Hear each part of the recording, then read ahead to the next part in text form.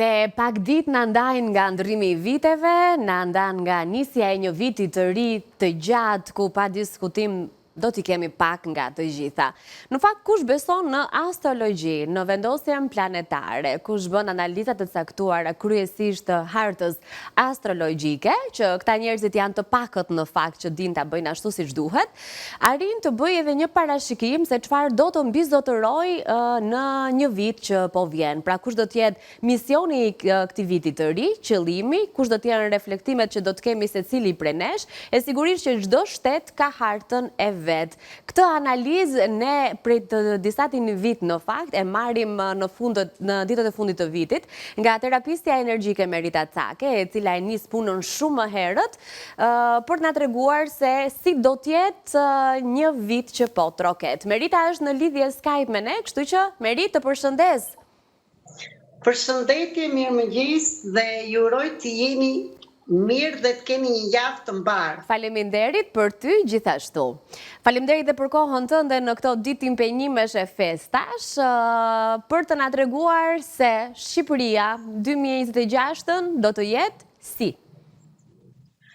Shqipëria, do të thënë, atë që desha të them përveç që terapiste energjetike, jam dhe trajnere e zhvillimit personal dhe e zgjimit e të popullit dhe të kolektivit.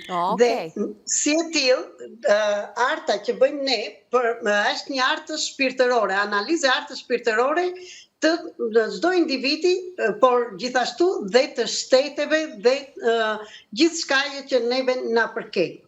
Shqipëria tani për vitin 2026 do jetë një Shqipëri do ketë një energji shumë të fuqishme, sepse ajo ka atë energjinë dhe madhështinë e saj, por edhe ne si shqiptarë që jemi lindur dhe pavarësisht ata që jetojnë dhe ne që jemi shpërndar në gjithë botën, si vit do jetë një vit shumë i fuqishëm për të treguar fuqinë tonë, do mbyllen shumë çështje të vjetra dhe do jetë një vit karmik, mbylljesh karmash të vjetra të Shqipërisë, por dhe në të shqiptarëve në të njëjtën kohë, do jetë një mbyllje karmik duke u larguar nga sakrifica, nga vuajtjet, nga humbjet që kemi patur, do jetë një vit që do lidhemi më tepër si kolektiv me njëri tjetrin, por jo më ndërmjet sakrificës, ndërmjet të fshehtës, ndërmjet gënjeshtrës, ndërmjet manipulimit, por do jetë drejt drejtësisë dhe drejt zemrës dhe shpirtit.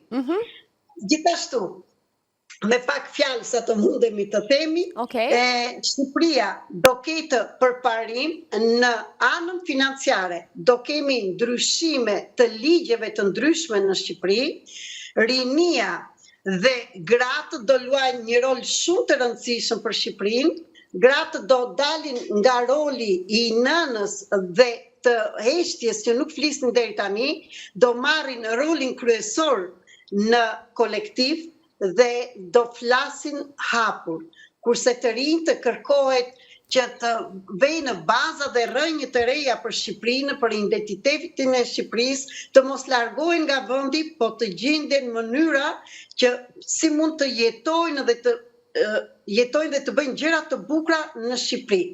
Çdo fillim i ri që do bëhet, do ketë përparësi dhe mirësi, dhe në anën financiare dhe në të gjitha anët.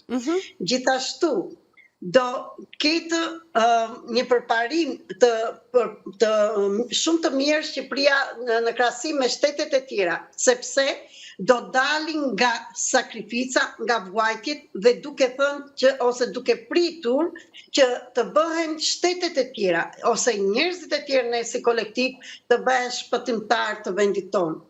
Shqipëria ka një karmë shumë të fuqishme dhe një mision shumë të madh. Është vendi që do dali drita, është vendi i parë, është kërtiza, si të thuash, e të gjithë botës dhe e Ballkanit që të shpërndajë dritë në të gjithë Ballkanin. Dhe kjo do bëhet kur ne do zgjohemi si individ dhe si kolektiv.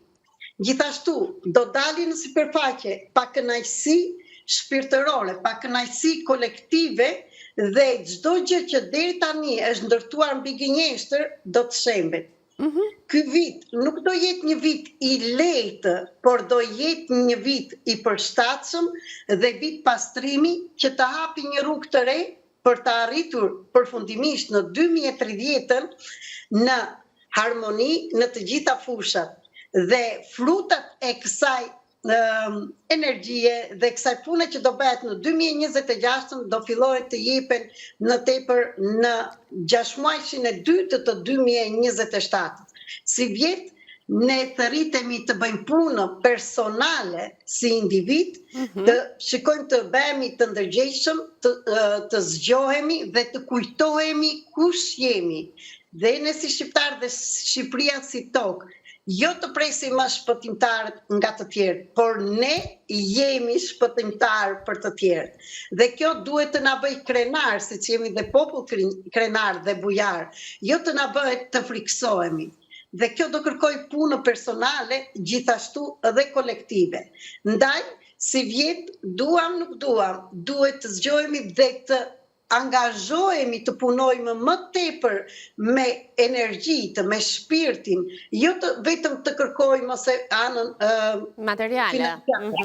Asnjë para nuk mund të vijë me një frekuencë të ulët. Parat janë gjithmonë këtu.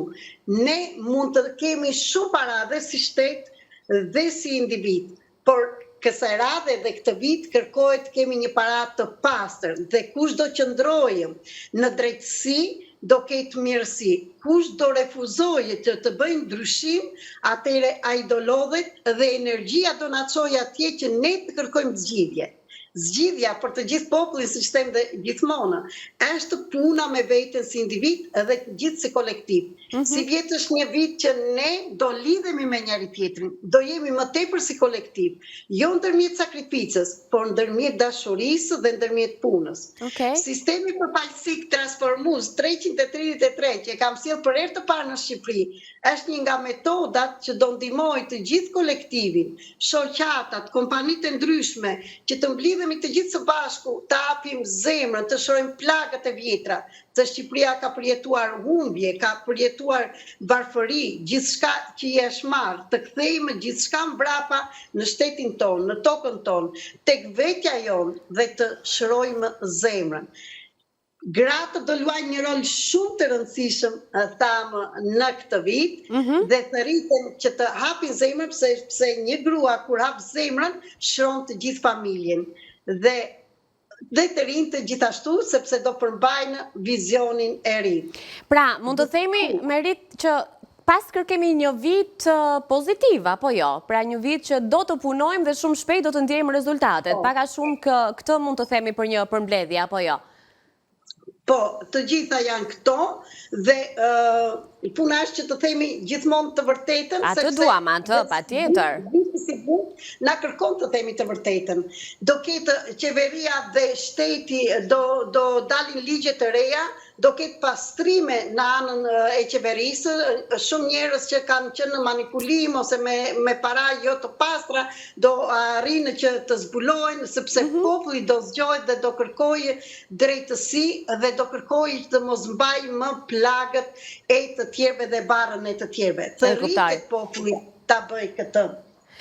Shëndeti do kemë shëndet të mirë, por shëndeti gjithmonë vjen kur ne punojmë me veten tonë, me shpirtin, sepse shpirti është ai që sëmuret, pastaj vjen në trupin tonë. E vërtet. Janë të gjitha të lidhura me njëra tjetrën, ë? Domethënë asnjëra nuk bën patjetrën, kështu që në një farë mënyrë është një zinxhir që interferon nga hallka e parë deri tek e fundit.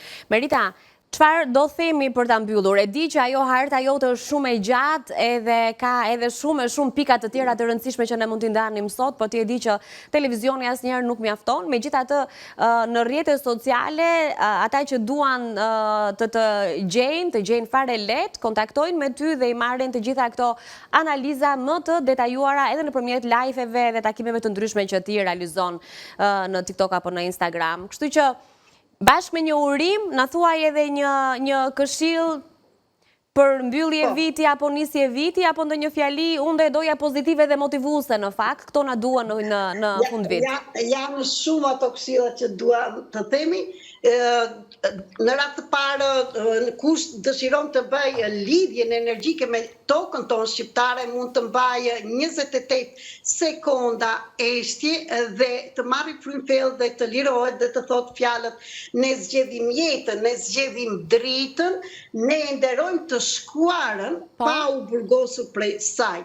Dhe duhet të jemi në lidhje me paraardhësit dhe të nderojmë për punën që kanë bërë, për gjithë ato që kemi kaluar, por ne, brezi jonë, duhet të thotë mjaft me në gjithë këtë burgosje, në gjithë këtë varfëri, në gjithë të çfarë do që është bërë deri tani. Ne mundemi dhe do ta bëjmë ndryshimin, sepse energjia do na çojë atje. Dhe ato që desha të thonë tjetër është sot është një ditë shumë e mirë për të larguar çdo gjë të shkuar që ke qenë në një rol të gabuar si femër, si mashkull, si fëmijë, si shtet, kush të dojë mund ta bëjë. Dhe kush të dëshirojë bëjmë dhe atë aktivizimin e agentës magjike të 2026 që gjithçka, çdo dëshirë që dëshiron si kush nga ne të bëhet realitet dhe e kam me fakte këtu e 10 vjet që e bëj dhe ka rezultate, veç se duhet besim, duhet vullnet, duhet praktikë sistematike. Dhe data e nesërme, data 30, është data që mund të shkruani dëshirat tuaja, çfarëdo që të dëshironi, pa kufizim, thjesht duhet të shkruaj unë jam dhe kam, sikur është e bërë. Mos kërkoni, duhet të kem shëndet me këtë qëllim. Kam shëndet të plotë, kam para, kam... Të shkruajmë të kryera, të shkruajmë sikur i kemi të kryera, gjërat që ne dëshirojmë apo na mungojnë. Kështu? Po. Nesër këtë detyrën. Duhet ta mbyllim me rit, e fundit, po. Thirrje të gjithave shoqatave, njerëzit që më kini, të më shfrytëzoni të gjithë së bashku sepse ka zgjidhje. Jam me mision për Shqipërinë, nuk kam ardhur kot, nuk erdha që vetëm të themi këto fjalë, po të bëjmë punës së bashku. E drejt.